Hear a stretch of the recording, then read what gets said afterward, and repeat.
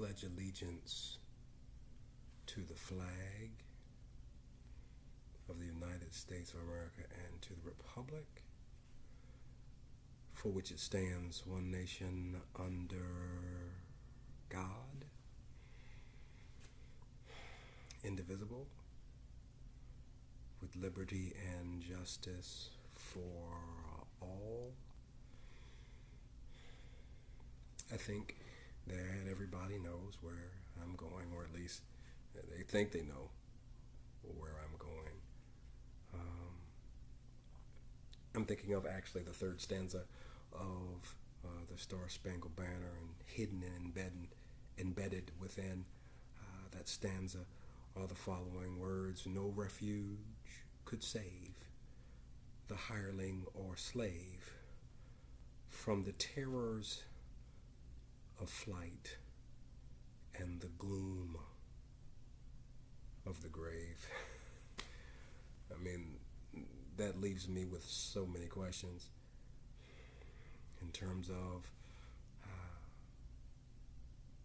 what this nation flag stands for. We know what it stood for sure.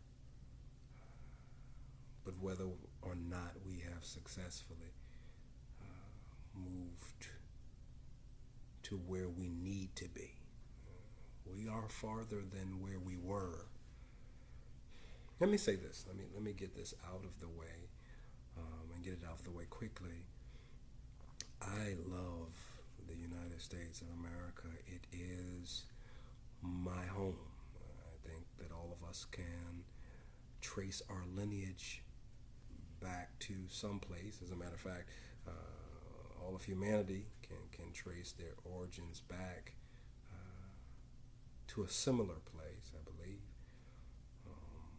But I was born here.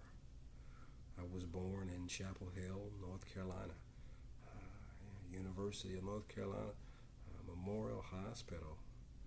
This is my home. There's no such thing as me going back to Africa, unless I'm going back to Africa to enrich myself. Again, understanding that I do have lineage that traces back to the continent.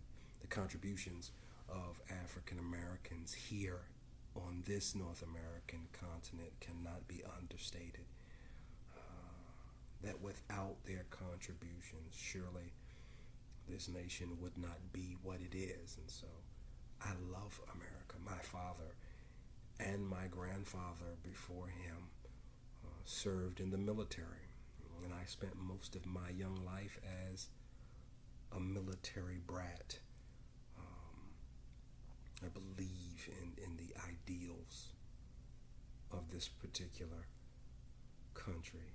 Maybe that's why I can share the sentiment of author James Baldwin that says, I love America more than any country in the world. And it is exactly for this reason that I insist on the right to criticize her perpetually. See, just because I love America doesn't mean that I am without commentary as it relates to the country that I have invested in. Why is it, of course, is it taken one way when Donald Trump criticizes America versus when Colin Kaepernick criticizes America? Surely it cannot be that Mr. Trump is more intellectually inclined. So I wonder what is the case. Why is it that people have a problem when those who have been traditionally disenfranchised, discriminated against, marginalized, and in any other way offended, why is it that they are kind of required almost to assuage the national identity and national ego? I don't believe that we benefit when we require, or at least to some degree highly criticize the voice of the dissenter.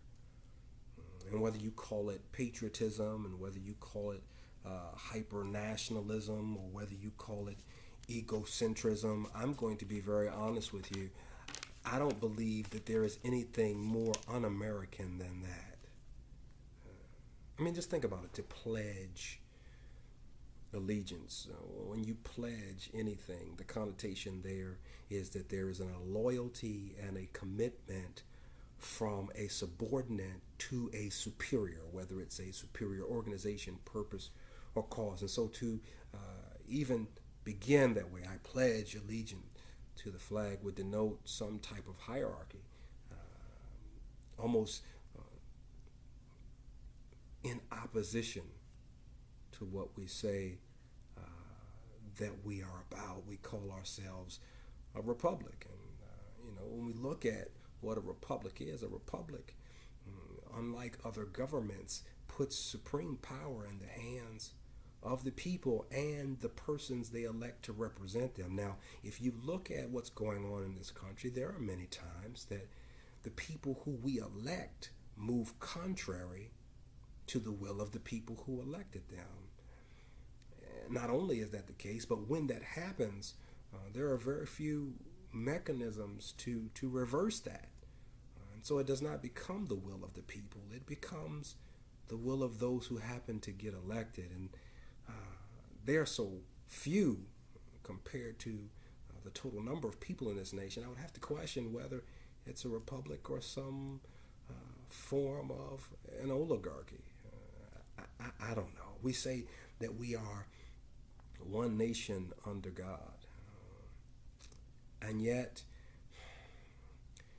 and this is not, again, to favor the establishment of a particular religion, but when you say you're under something, you're subordinate to something, that would on a very base level tell me that we are supposed to, at the very least, take our cues from. And I can't tell you that that's the case. Come on, let's be honest. Even though we can concede to some degree that this country was built not as a theocracy, but surely with principles that are very much rooted in a Judeo-Christian mindset.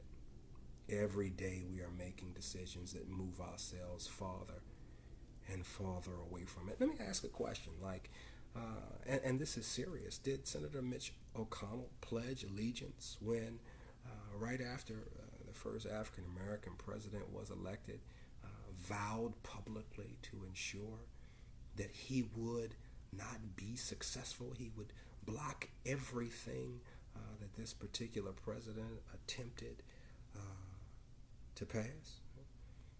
Did Ryan Lochte, American swimmer, highly decorated, great athlete, did he pledge allegiance when he, representing the red, white, and blue, goes to another country, behaves, to put it mildly, irresponsibly, and then come back home as if he did nothing? I mean, Mitch McConnell gets a medal from the Republican Party from being an obstructionist. Ryan Lochte is now dancing on the stars for urinating on someone else's property. What a desecration to the stars and stripes. I mean, how about Edward Snowden and his patriotism, compromising national security?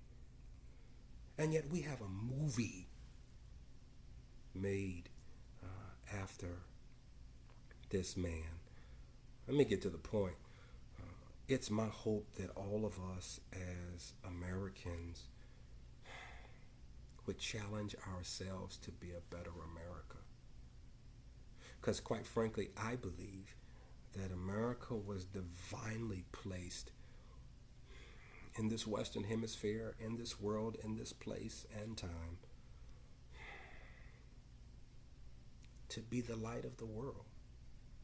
And I know it may sound cliche to some, but I really believe we were called to be an example.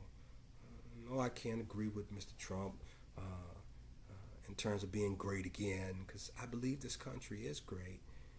I just believe our greatness is in process and in progress. And we have to continue to fight for that. We keep pleading and praying for God to bless America.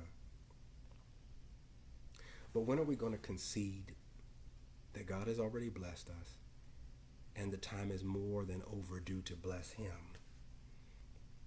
See, I believe America was placed here to show the full expression of God's love. What do you mean by that? Again, it does not mean proselytizing the planet. That's not what it means. But what it should mean on some level is to typify and exemplify God's essence. The Bible says God is love. And in love, there's tolerance. And in love, there's humility. And in love, there's compassion. And in love, there is extreme selflessness. These are the qualities that we should strive to show the entire world, because we have indeed been blessed. I pledge allegiance. I don't know. What I do know is that I'm highly committed to doing my part in my own space to make that dream, that notion a reality. And all I'm asking today is, as Americans, patriotic, red, white, and blue wearing, standing for the national anthem, singing Americans, will you do the same?